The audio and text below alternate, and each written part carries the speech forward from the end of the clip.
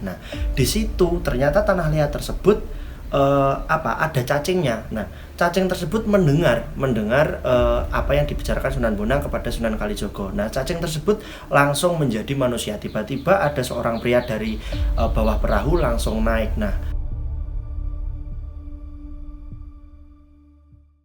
oke teman-teman, Assalamualaikum warahmatullahi wabarakatuh. Om Swastiastu, Namo Buddhaya, salam kebajikan, Rahayu Sabung Dumadi dimanapun semua teman-teman berada.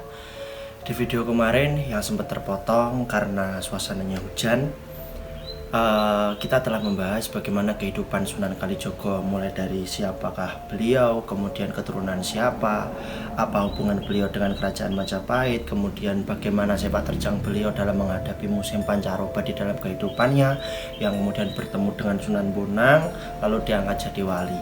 Nah, sekarang kita akan membahas bagaimana perjalanan Sunan Kalijogo setelah bertemu dengan Sunan Bonang. Nah, jadi gini, setelah bertemu dengan Sunan Bonang, Sunan Kalijogo itu disuruh untuk bertapa selama 40 hari oleh Sunan Bonang. Nah, bertapa ini namanya topong luwat. Topong luwat itu ya topo selama 40 hari untuk membersihkan diri secara lahir dan secara batin. Untuk menjadi wali, seseorang itu memang harus bersih secara lahir juga secara batin. Nah, disitulah Sunan Kalijogo menjalani topong luwat. Nah, itu gunanya untuk apa? Topo itu digunakan Sunan Bonang untuk memberikan suatu ilmu. Nah, ilmu ini dinamakan ilmu ang ora kajabarlah marang sak dingai menungso, yang artinya tidak semua orang itu bisa menerima ilmu seperti itu. Tidak sembarangan orang, karena yang bisa menerima ilmu seperti ini hanyalah seorang wali. Nah, seperti itu. Setelah menerima ilmu tersebut, Sunan Kalijogo itu sama Sunan Bonang diajak ke sebuah rawa. Nah, ke sebuah rawanya itu mereka berdua ya, Sunan Bonang dan Sunan Kalijogo itu naik perahu. Nah, naik perahu itu di situ Sunan Bonang memberikan sebuah ilmu yang dinamakan ngilmu simpanan ngilah atau kekeraning Hyang Widi atau manunggaling kawula Gusti. Nah, jadi ilmu tersebut sangatlah ilmu sangat tinggi, ilmu tingkat tinggi. Nah, ada cerita bahwasanya kalau seumpama ada hewan yang mendengarkan seseorang menjabarkan ilmu itu atau sedang memberi ilmu itu atau mentransfer ilmu manunggaling kawula Gusti itu, hewan saja kalau bisa menerima, maka hewan tersebut akan menjadi manusia, bukan manusia biasa tapi manusia yang sangat berilmu tinggi. Nah, kejadian ini terjadi pada saat Sunan Kalijogo menerima ilmu simpanan ngilah atau kekeraning Hyang Widi atau manunggaling kawula Gusti tersebut di sebuah rawa. Jadi ceritanya gini, ketika naik perahunya itu kan bocor. Nah, oleh Sunan Kalijogo ditempel menggunakan tanah liat. Kemudian Sunan Bonang dan Sunan Kalijogo tersebut ke tengah rawa. Disitulah Sunan Kalijogo menerima ilmu simpanan ngilah atau manunggaling kawula Gusti tadi. Nah, di situ ternyata tanah liat tersebut ada cacingnya. Nah, cacing tersebut mendengar apa yang dibicarakan Sunan Bonang kepada Sunan Kalijogo. Nah, cacing tersebut langsung menjadi manusia. Tiba-tiba ada seorang pria dari bawah perahu langsung naik. Nah, kalau kalian tahu siapa dia adalah Syekh Siti Jenar.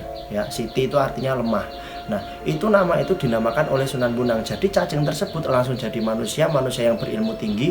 Ya, jadinya itu Syekh Siti Jenar. Maka di saat itulah juga Syekh Siti Jenar diangkat murid oleh Sunan Bonang. Setelah berguru kepada Sunan Bonang, belajar banyak ilmu, diberi banyak ilmu, Sunan Kalijogo berguru pada Sunan Ampel dan kepada Sunan Giri. Kemudian Syekh Siti Jenar juga berdakwah sendiri bersama masyarakat Jawa. Nah, kalau kita ngomongin Sunan Kalijogo ini dengan Sunan Bonang juga diberi wasiat agar berdakwah itu sesuai dengan surat An-Nahl ya, yang tertulis di Al-Qur'an, bahwasanya kalau seseorang berdakwah itu harus berdakwah secara baik, secara ramah tamah, menggunakan bahasa yang sopan, kemudian bertukar pikiran secara baik dengan orang-orang agar orang-orang tersebut bisa menerima agama kita dengan baik. Jadi tidak menggunakan bahasa kasar, kita juga harus santun. Itu juga dilakukan oleh Sunan Bonang. Juga dilakukan oleh Sunan Kalijaga. Jadi Sunan Kalijaga itu kalau berdakwah, beliau itu lebih suka berkelana, mengelilingi Pulau Jawa, baik Pulau Jawa yang berada di ujung timur bagian utara sampai ujung barat bagian utara, mulai dari Probolinggo, kemudian daerah Laut Utara, kemudian sampai ke Cirebon. Di Cirebon tersebutlah Sunan Kalijogo bertemu dengan Sunan Gunung Jati dan menjadi sahabatnya atau menjalin persahabatan dengan Sunan Gunung Jati. Bahkan dalam hikayat Patani ya, Patani itu mungkin daerah utara, mungkin Melayu ya.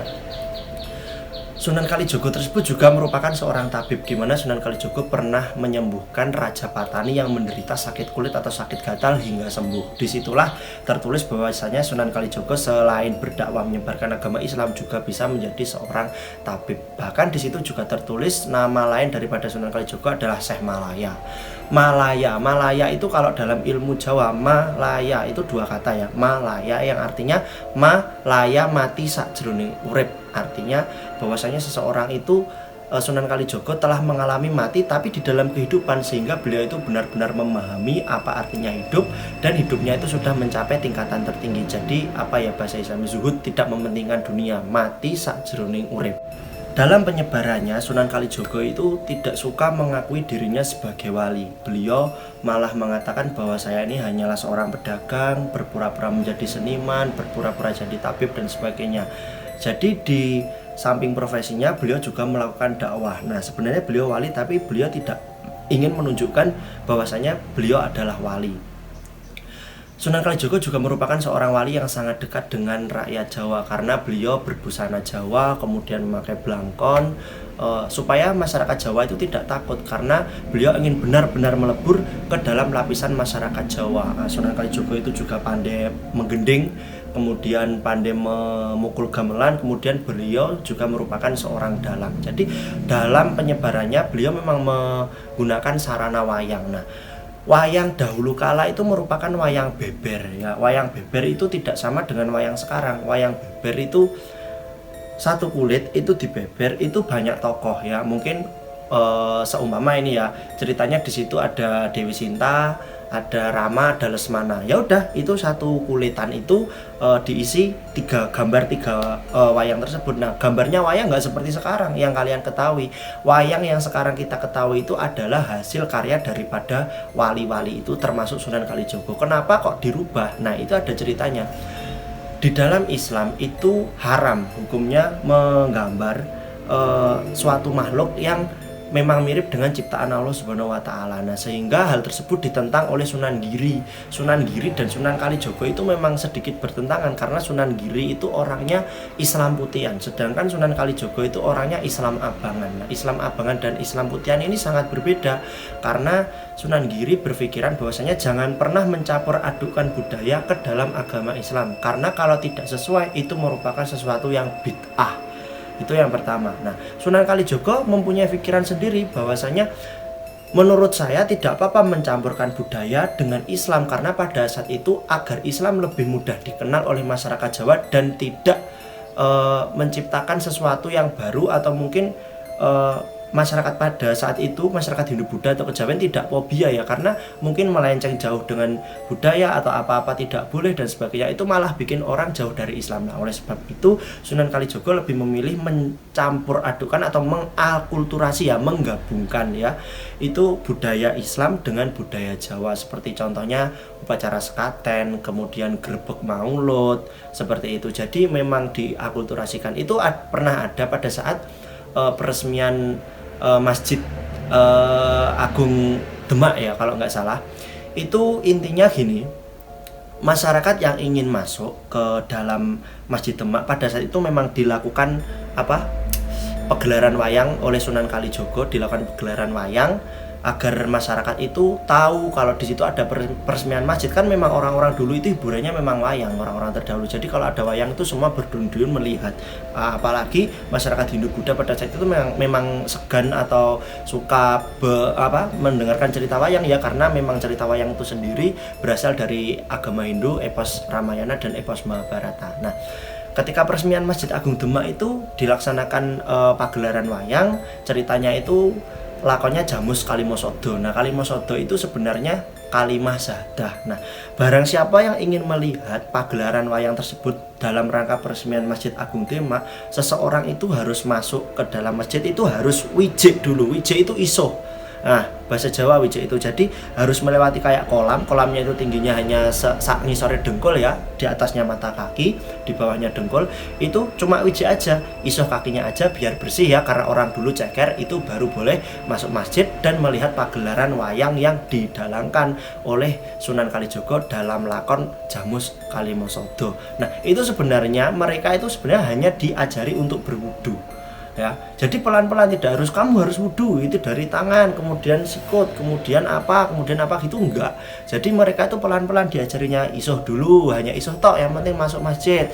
Nah, itu masuknya sambil diucapkan 2 kalimat syahadah seperti itu. Saking ringannya Sunan Kalijogo. Sunan Kalijogo itu bukan orang yang otoriter. Beliau sangat-sangat menghormati masyarakat Jawa, dan oleh karena itu beliau sebagai Wali Songo sangat terkenang di benak masyarakat Jawa karena memang beliau menjunjung tinggi budaya dan tidak memusahkan kebiasaan orang Jawa atau adat istiadat dengan agama Islam. Bukan orang yang sedikit-sedikit bid'ah, bukan seperti itu.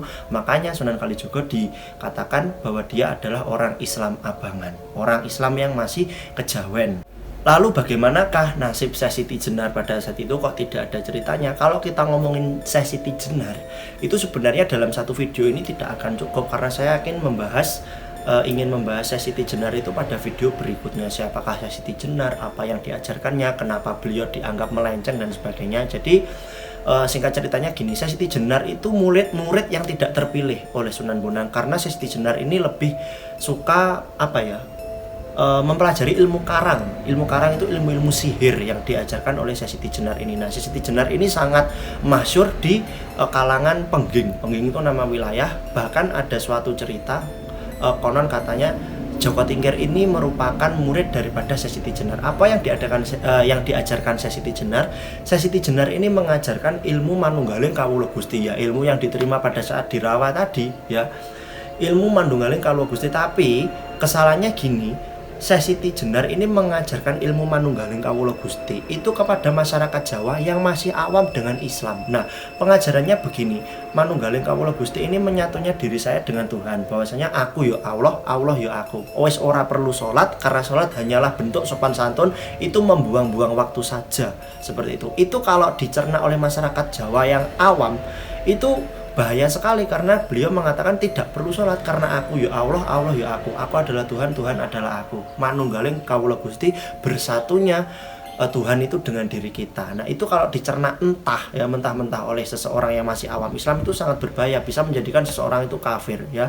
Wong Nabi Muhammad saja, seorang Rasul Nabi yang dijamin masuk surga, itu masih sholat 5 waktu, sahabat 4 masih sholat 5 waktu. Nah, itu yang diajarkan, yang ditelan mentah oleh orang Jawa itu tidak sholat sama sekali, karena aku adalah Tuhan, Tuhan adalah aku. Itulah sebabnya oleh Wali Songo, ya, itu diadakan rembukan, diadakan majelisan. Bagaimana ini Syekh Siti Jenar, kok ajarannya seperti ini? Itu sama dengan Al-Halaj yang diadakan di Irak, kalau nggak salah, Irak kalau nggak Iran, saya lupa. Seperti ilmu Al-Halaj yang diajarkan oleh orang-orang Iran, kalau nggak Iran, Irak, ya, seperti itu. Jadi langsung diadakan majelisan. Kalau seperti itu ya sama saja, yang diajarkan ini adalah sebuah kekafiran, karena tidak beribadah dan menyeleweng atau menyimpang daripada ajaran Islam sesungguhnya. Nah, oleh sebab itu diadakan majelisan, dirembukkan, diputuskan bahwasannya Syekh Siti Jenar ini harus dihukum mati. Nah, karena apa? Pada saat itu Islam masih dalam masa perkenalan saja Sunan Kalijogo menggunakan cara yang lunak agar masyarakat Jawa itu tidak fobia.